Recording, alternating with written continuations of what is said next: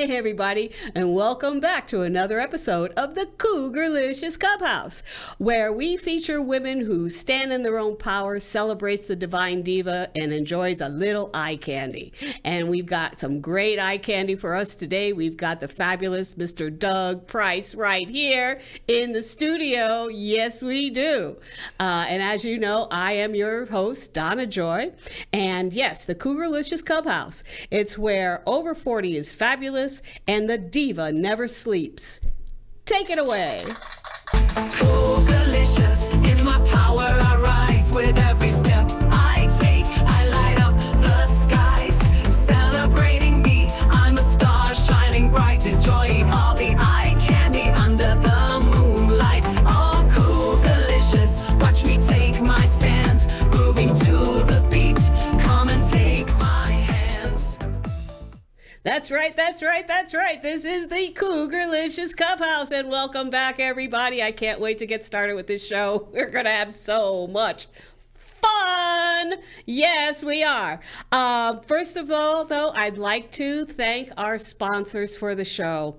Just love my sponsors. Yes, we have Laurel Caprio from Coldwell Banker. We had Mike Abrahamian from Ledgerly and Jennifer Campagna from Web&Funnel. And we have Lisa Hamilton from Huddle Brewing Company.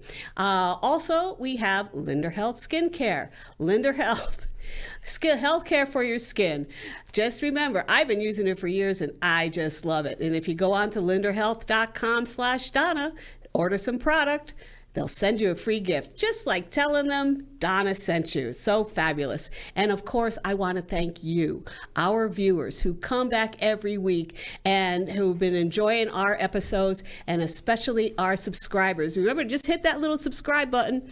It doesn't cost anything to subscribe. You'll be notified every single week, and we keep growing. And I appreciate you so much for doing so. It just keeps our channel growing, as we do with Cougar-licious. Okay.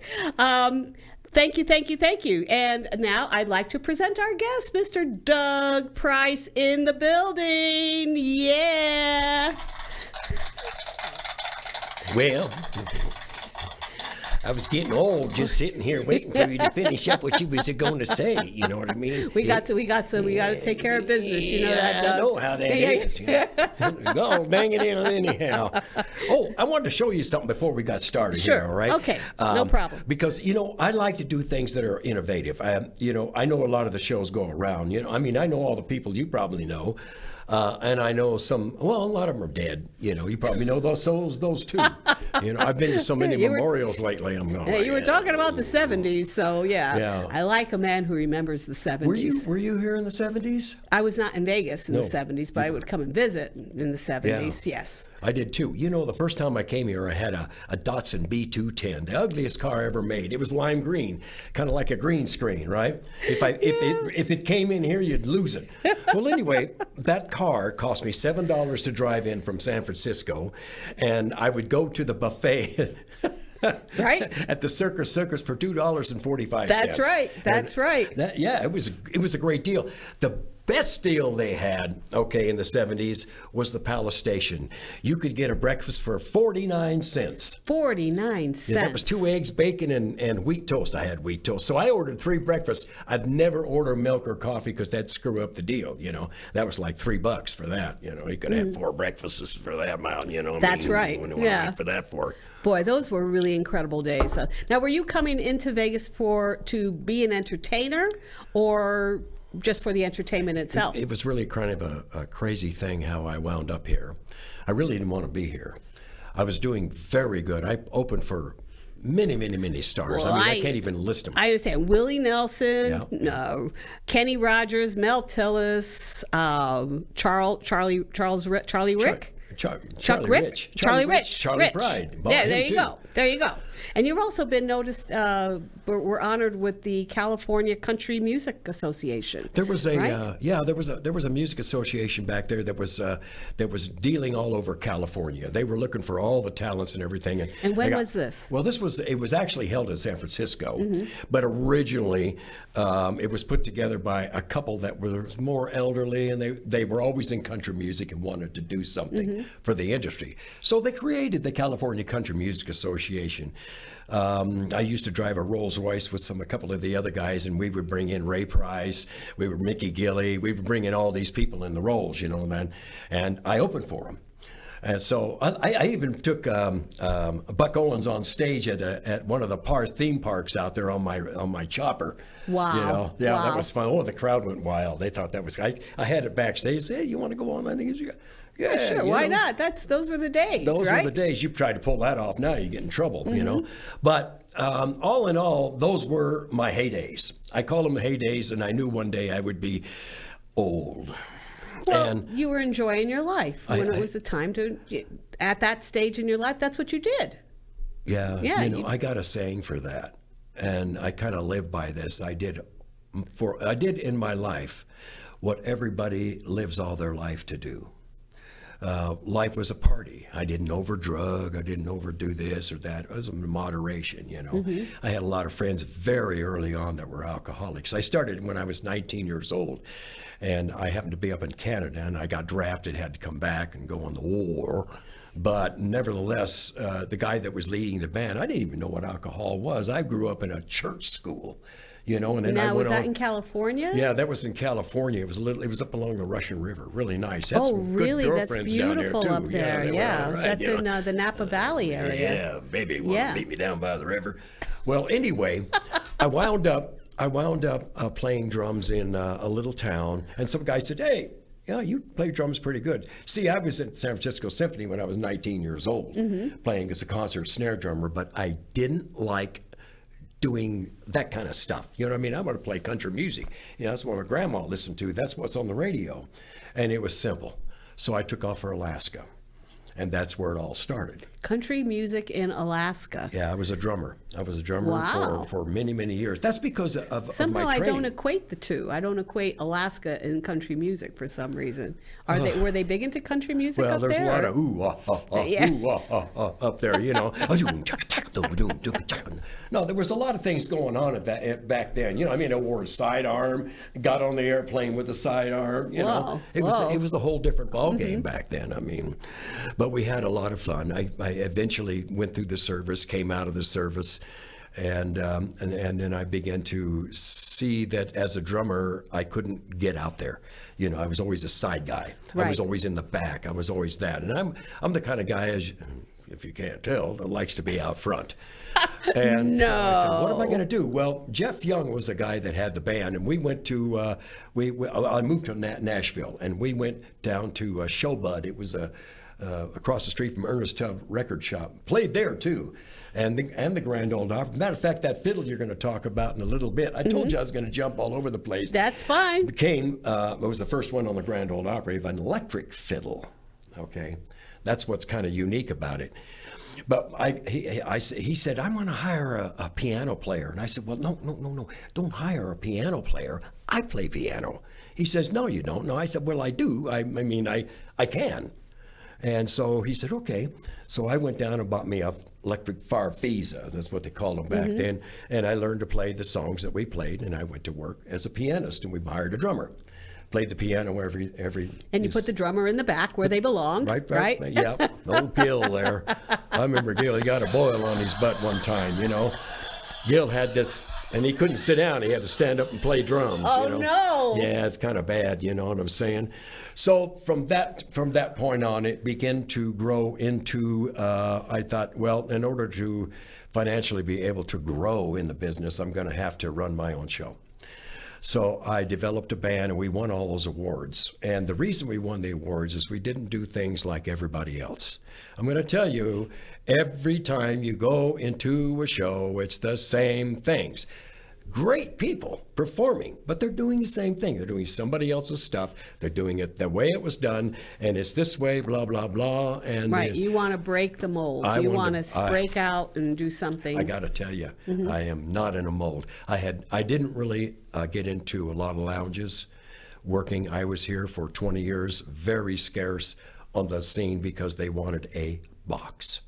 Sure. I want you to do this type of music and do the licks the way they do it. You got to do Right. this. You got to. But I walk into a room. I don't care if I got teenagers in the room or I'm out doing a rest home with 80-year-olds. I can make it work. And that's what I like, the challenge. You know, it's like when I walk in, what am I going to do? What am I going to do? I know what I'm going to do because I'm going to read that audience, and that's where I'm going. So the band was able to do that. So we got to open for all these stars. We got all the awards. I got the Fiddler of the Year, I think the Band of the Year, and Entertainer of the Year. And how did you get to be Sir Douglas? That was an interesting one. In London or something. Yeah, I was in the theaters in London. Wow. And it's not one where, you know, that she does the sword like they did with Elton John. It's a little bit different. This one here, you have to be a sir in order to perform and talk in a theater. Really? It's almost like our SAG, you know, Yeah. here, SAG is not saggy or anything like that, you know. This is a whole thing like they have over there. So I was given the certificate of Sir Douglas. What happened? I'm having a moment of silence there. Okay. And I wound up in the theaters right behind Mickey Gilley.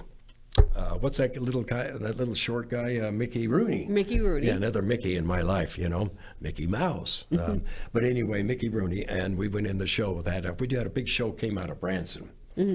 And Branson, Missouri? Yes, Branson, Missouri. Okay. And at the Starlight Theater there, his father owned it. And he opened the show in London. We went there. We ran stagecoaches all over down That through is the amazing. square. You know. Yeah. What time period was this? This was in the 70s. In the 70s? Yeah, I can't pinpoint it exactly because so many years ago now. You know? I know. Can you believe it? I mean, it Yeah. seems like it was like yesterday, and you just go, wait a minute, you know, because I came to the West Coast in a 1972 Gremlin. All right. Oh, I know that Gremlin.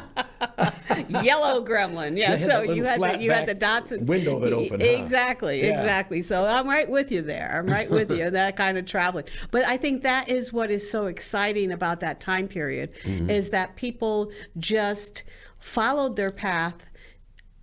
Creative people, Yeah. you know, Yeah. really followed their path, got on those airplanes, went into the clubs, just did their own traveling, you know, did their own expansion, and, you know, and their own awareness and their own development. I think that is so exciting, you know, and I don't know, do you think that's happening today, or it's a whole different input of information now with all this online stuff? You know, everybody's like going online and getting information from that, but we went out to do it. Oh, yeah. We went out to socialize. You had to go out to socialize. You had to go out to promote your records. I took my record out that I made in Nashville. I took it out to. I've done several records, but this Right. particular one was just me. Right. And it was #1 in Norman, Oklahoma. Woohoo! Yeah, woohoo. And I heard it a couple times as I was driving back from Nashville, maybe to the West Coast or whatever on the radio. Never did anything. It's a nice record. Eric Johnson played guitar. He was with Carole King, and there was a lot of things going on. And you were out there pedaling yourself. Yeah, I was up pedaling. Right. I was going See? to the radio station, you know. Hi, how you doing there, Dolly? I want to bring you my record. You got to hear this. You know, you never heard anything like this before, but here. Right, you put were this on selling here and give yourself. it a shot. You know, Right. Let's hear what your listeners think. And they'd put it on. I'd get feedback or whatever. And radio was very integrated with the communities at that time. Well, you have They're to- not as yeah. integrated today. No, they're more corporate run Right. because they own like Beasley. Exactly. They own all these different They stations. own regions now, as opposed Regions. to neighborhood Yeah. communities. Yes. Oops, I touched Yeah. that table there. Yes, don't And I touch the gotta tell- table. You know, I got to tell you, it was kind of fun, but it was very taxing. And also, you had to have a label. I think that was the biggest reason why I didn't get airplay, was because you have to have a label. I got to jump up here to a little bit more toward the present here. if Yes, I may. yes, please. I want to yes. tell you something that really was interesting. I was just putting along. My father-in-law had Alzheimer's, so for 9 years, I didn't want to go anywhere. I didn't want to play any casinos. I didn't want to manage bands. I didn't want to do nothing. And so I got a karaoke job. Okay. And I noticed some of the people that are popular here are doing them again. You know, it's not just the housewife of the construction worker who threw on the sound together so they could have free drinks on the weekend. Right. I know that story, you know. Anyway, that was my competition. So I went into a little place called Champagne. It was an old hangout of the mob, the guys. Sinatra and all them. It's over. I think I've heard of them. Yeah, it's on Maryland Boulevard. Little tiny club, seats 90 people. And I went in there and I brought in a set of drums, and I brought in my congas, and I brought in a piano, and I brought in my saxophone, and my guitars, and all my instruments I play. And so what I started doing is I started playing with these tracks because I didn't want to stand there like a monkey and push a button, and you know, I had done sound. So I had two 18-inch subs in a club that seats 90. I had 5 mixes for sound. And when you came in and sang, I had guitar players that came in with me. I had drummers that came in with me, you know, and if they weren't there, I just played the instruments. Yeah. But what was really cool about it was it gave you that live feel, that whole live feel. So I was doing live karaoke band 20 years ago. Okay. Before your time. They just started at a place called Smelly Cats. Okay. That's over at, and that's over in the Horseshoe. Oh, okay. Yeah, that's where it's at. And they hired a band to go in and do it there. Mine, I mixed it with tracks because people needed the familiarity, and we had to play a variety of music. We didn't just have a set amount of what you can do. Pick or don't sing. Yeah. Now I do a lot of things. Karaoke, not one of them. Okay. You don't sing, I take it. I cannot sing. The only thing I ever sing is "These Boots Are Made for Walking" because Nancy Sinatra was, you know, she couldn't sing too much either. So, so I set the bar really low. So I'm not well, you came up to anybody. It then. Yeah, at least you matched. You know, at least you matched. I know my limits. Well, you know what? Go ahead. You know what really happened was. 2019, we went through a series here, and everybody, you know, got shut down. The club closed down. Then he started keeping it open a little bit in the afternoon. And he struggled with it to just keep his business without losing it, with all the rules and things they put in. And I knew it was going to die. I was watching it die right in front of me, you know. And when I went in, they were knocking out maybe 200 a week and 200 a night in the till. When I left, they were doing 3,000. I packed the place, absolutely packed it with this concept, you know. Well, it didn't matter anymore because COVID took everything away. And I said, what am I going to do? I'm going to lose my home. You know, the worst thing about COVID was that a lot of people took it in the wrong place, you know, back here. But I said to myself, what do they need in COVID? Because I'm a chameleon. I'm a chameleon when I entertain or what I play or where I go or how I am. If you want me to be quiet, I can do that. You know, I don't want you to be quiet. You don't want me to be quiet, no. Hey, guess what? What? I went and got my CDL and drove a semi-truck. From a violinist fiddler to a CDL, over-the-road trucker. But not just that. I said, well, what am I going to do? So I found that they still do some shows out there, and I went to work with Dream Entertainment, and we hauled for Live Nation tours. Wow. So I went out and I did all You just went ahead and just did it. Again, that comes from the roots. That comes from the whole 70s. Get out there and do something and get it done. Yeah. Before I really want to take a moment, okay, because I really want the listeners and the viewers to hear your Ledgerly violin, okay? I know, is this something that you've created or a style that, because, I mean, you're talking doing karaoke and everything, but you are a serious musician. You are a serious musician. Well, you know, the karaoke was because of the Alzheimer's. But the entertainment part, the Ledgerly, which you're going to talk about here, this Ledgerly was made by a very famous guy who makes acoustic pickups. He wanted to develop an electric violin that was made in the United States. This was the first electric violin that was ever played here in the United States. It got on Grand Ole Opry. Johnny Cash had it, Buddy Spiker. I could go down the list of the guys that had it, but they saw me in my band and they said, we want you. So we went with Warner Brothers record, and then they put us on the Opry. and I played it there. That was really what they wanted, the advertisement. And so I got it. And they gave me one. And it didn't go anywhere because they didn't want it made overseas. Oh. Cost prohibitive. I see. So this clip that we're about to see, where was this clip taken? It's one that you had sent me with the fiddler with the devil. Is it one where I start with my back? Well, you can see. Well, Okay. let's just roll it. Yeah, Yeah. we I'll can let you. cue that up whenever you're ready, Rick.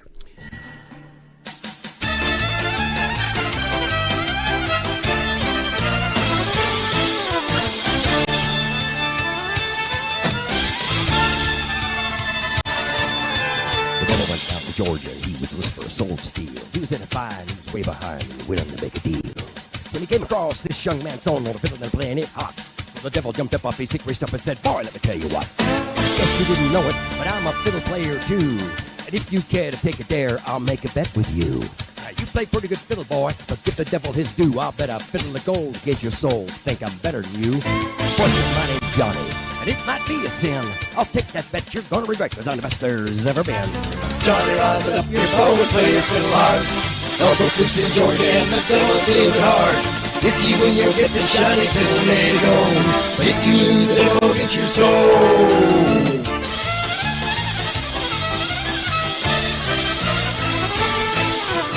Devil opened up his face. He said, "I'll start this show," and fire flew from his fingertips as he rosined up his bow. Pulled the bow across strings and it made an evil hiss. And then a band of dudes joined in and it sounded like this. Wow! Wow! Wow! Wow! Wow! Wow!